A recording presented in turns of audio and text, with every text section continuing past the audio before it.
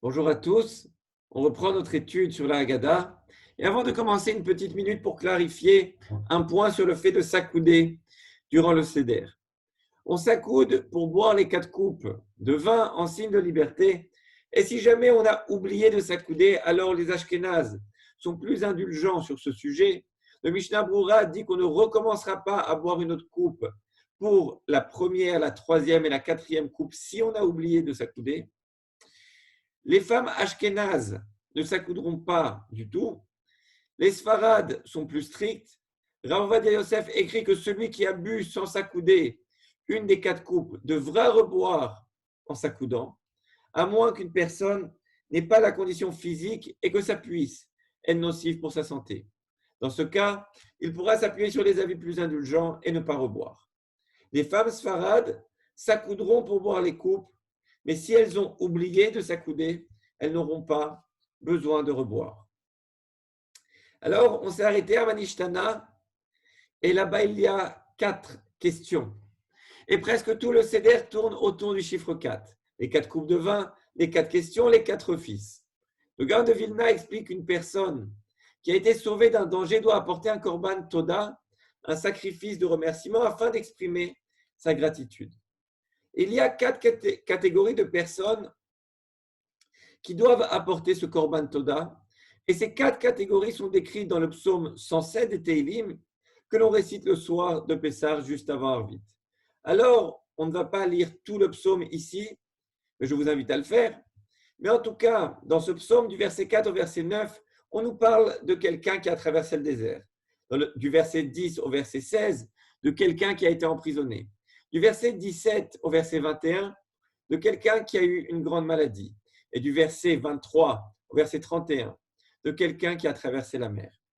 Dans ces 4 catégories, celui qui a été emprisonné, celui qui est sorti d'une maladie, celui qui a traversé la mer et celui qui a traversé le désert, toutes ces personnes ont été dans une situation qui aurait pu leur coûter la vie. Mais ils ont été sauvés grâce à Kadosh Baruch Hu, et les Juifs qui ont quitté l'Égypte se trouvaient justement dans ces 4 catégories. Ils ont traversé la mer qui s'est ouverte pour eux, ils ont traversé le désert pendant 40 ans, ils avaient passé de nombreuses années en prison en Égypte, ils étaient malades à cause du travail extrêmement pénible, jusqu'à ce que Akadosh Baruch Hu les guérisse tous au Har Sinaï. En signe de gratitude de ces 4 situations dont Hachem nous a sauvés, on insiste sur le chiffre 4 tout au long du Seder. Toute la Haggadah tourne autour de ce thème de Hakarat Tov, de reconnaître et exprimer les miracles qu'Hachem a accomplis pour nous et qu'il accomplit chaque jour.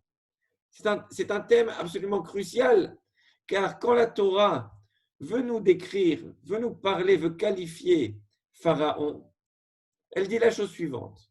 La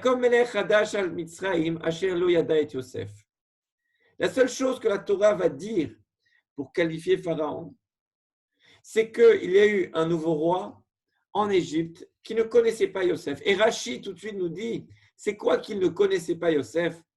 Asa atzmo ke'ilu lo yada. Il a fait comme si il a faim de ne pas avoir connu Yosef. Rashi rapporte d'ailleurs une discussion très connue entre Rav et Shmuel à propos de l'identité de Pharaon. Un dira sur ce mot que c'est un Melech Hadash, que c'était un nouveau roi. Un nous dira qu'il s'agissait effectivement d'un nouveau roi, et l'autre qu'il s'agissait du même roi, mais simplement qu'il avait changé ses décrets. Que ce soit l'un ou l'autre, que ce soit un nouveau roi, eh bien, de toute façon, il est impossible qu'il n'ait pas connu Yosef, au moins de réputation, étant donné que Yosef est celui qui a sauvé toute l'Égypte, toute la terre de la famine. Les Égyptiens désiraient même l'enterrer dans le Nil pour qu'on ne fasse pas de lui un dieu. Et si c'était vraiment le même Pharaon, il est donc absolument impossible qu'il n'ait pas connu Yosef. On sait à quel point Pharaon et Yosef étaient proches. De plus, la Torah ne décrit pas Pharaon comme quelqu'un de cruel ou autre qualificatif négatif, alors que Pharaon est un monstre qui emmurait des enfants juifs vivants. La seule chose que la Torah nous dit pour qualifier Pharaon, Asher lo yada et Yosef. Il a faim de ne pas connaître Yosef. La Torah nous enseigne ici la racine du caractère de Pharaon, un véritable ingrat. Il est impossible qu'il n'ait pas connu les bienfaits que Yosef a procurés à Mitzraïm. Mais comme nous l'enseigne Rashi, Asa atzmo keilu lo yada, il a faim, il a fait comme si il ne l'avait pas connu, par pure ingratitude. Par contraste, à propos de Moshe, la Torah nous dit Vaïsh Moshe, et cet homme Moshe, un av Mikol Adam, c'était le plus humble de tous les hommes, Asher al Pene Adama, qui se trouvait sur terre. La Torah aurait pu donner plusieurs qualificatifs élogieux pour Moshe. Il est celui qui a quitté sa place confortable dans le palais de Pharaon pour aller sauver ses frères. Il a été dévoué toute sa vie à Kadosh Baruch Hu et à Israël. C'est le plus grand prophète de tous les temps. Et il est écrit, pour le qualifier, simplement que c'était un homme humble, un Ish. Ce Ish Moshe était Anav Meod Mikol Adam. Car ici aussi, la Torah veut nous enseigner la racine de toute la personnalité de Moshe. Lorsqu'Akadosh Baruch Hu décide de frapper les Égyptiens par les deux premières plaies, celle du sang et celle des grenouilles, ça ne sera pas Moshe qui frappera les eaux du Nil pour les transformer en sang et qui n'étendra pas sa main pour susciter des grenouilles pour envahir le pays d'Égypte. Mais c'est son frère Aaron qui recevra l'ordre de frapper. Pourquoi? Rashi répond encore une fois à cette question.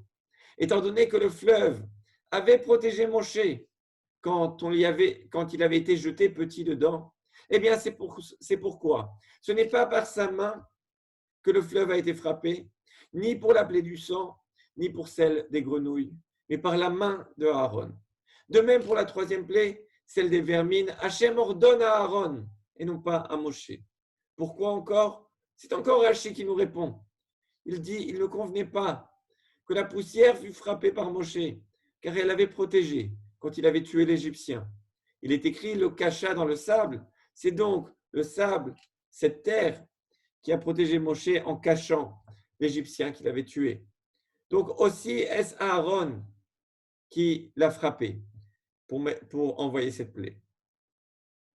Ainsi, bien que Moshe ait reçu l'ordre de réaliser avec son bâton les Makot contre Mitzraïm, il ne peut pas intervenir pour les trois premières plaies, par reconnaissance pour les eaux du Nil et la poussière de la terre dont il a profité.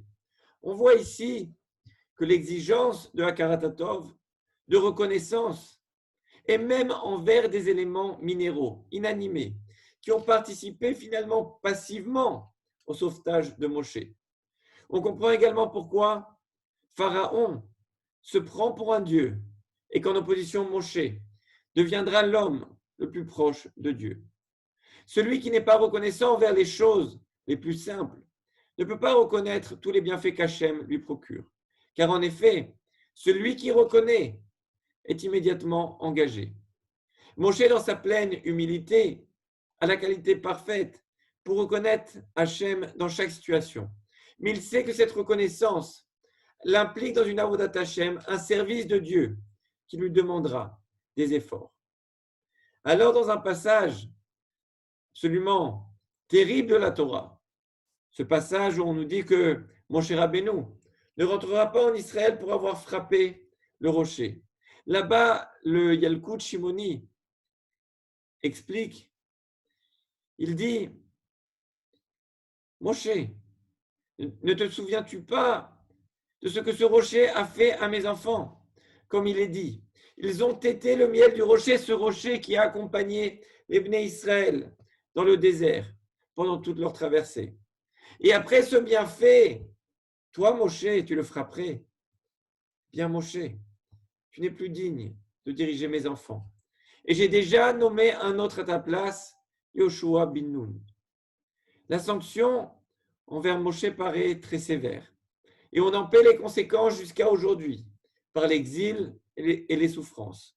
Car il est écrit que si Moshe avait parlé au rocher, au lieu de le frapper, il serait rentré en Israël et s'il était rentré en Israël, le Beth Amikdash n'aurait jamais pu être détruit.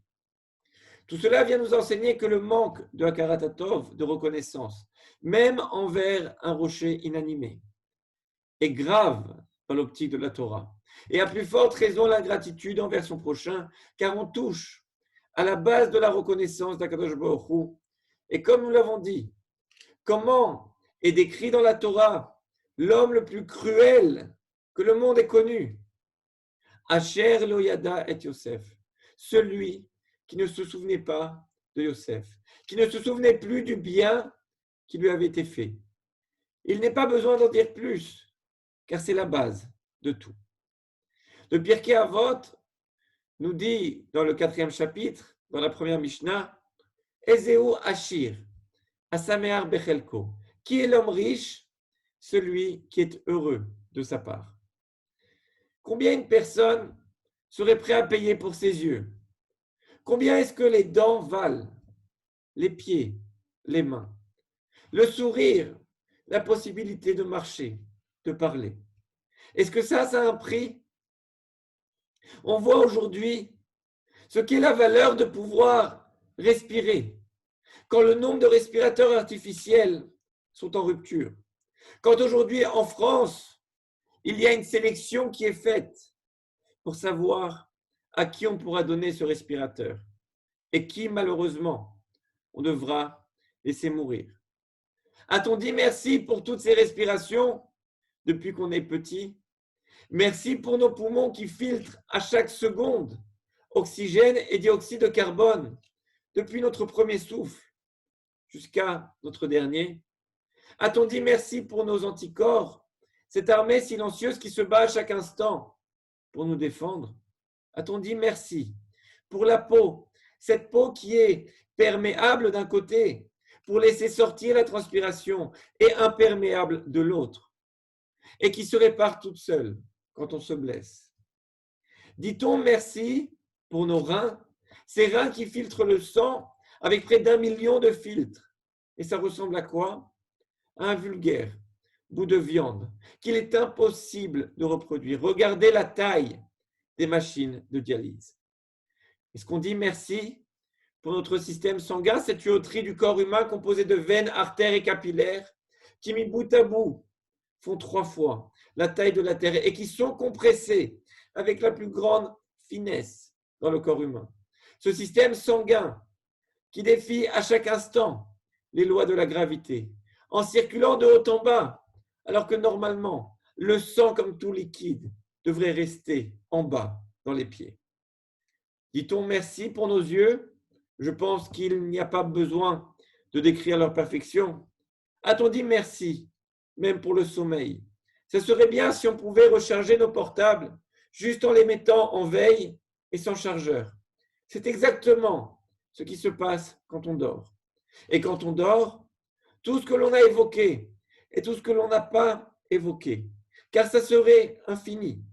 Tout fonctionne dans un silence et une coordination parfaite. Tout cela n'a pas de prix. Et c'est pour ça que le Pirkei Avot nous dit Ezeu Ashir. Ashir, ça s'écrit Aïn, Shin, Yud, Eresh. Aïn, c'est pour Enaim, les yeux. Shin, c'est pour Shinaim, les dents. Yud, c'est pour Yadaim, les mains. Eresh, c'est pour Raglaim, les jambes. Celui qui a tout ça doit savoir qu'il est riche. Les gens se trompent complètement sur ce qu'est la richesse et manquent de Hakarat Hatov pour les grandes richesses qu'Akadosh Baruch Hu leur prodigue. Un couple qui avait perdu son fils à la guerre a inauguré une synagogue à sa mémoire. Ils ont invité beaucoup de leurs amis. Un des couples présents, dans ce couple, la femme dit à son mari, on devrait donner la même chose pour notre fils. Le mari lui dit, mais notre fils n'est pas mort à la guerre. Elle lui répond, justement, donnons parce qu'il a été épargné. Pourquoi les gens apprécient les choses seulement quand on leur retire? Pour les enfants vivants, on doit remercier tous les jours. Toute la nuit de Pessah est à propos de Hakarat Hatov, envers Hachem qui nous a sortis d'Égypte Et voici un point extraordinaire pour interagir avec vos enfants le soir de Pessah. Demandez-leur à propos de quoi ils pensent devoir être reconnaissants. Et vous verrez, les enfants sont extrêmement sensibles à ça. Ils vous diront plein de choses. Et s'ils ont un peu de mal au début, eh bien, ouvrez-leur un peu l'esprit.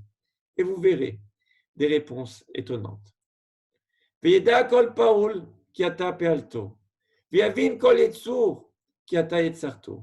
Que toute chose qui a été créée, sache qu'Akadosh Baruch Hu est son créateur. Et que chaque chose qui a été façonnée, sache qu'Akadosh Baruch Hu en est la source. Merci beaucoup.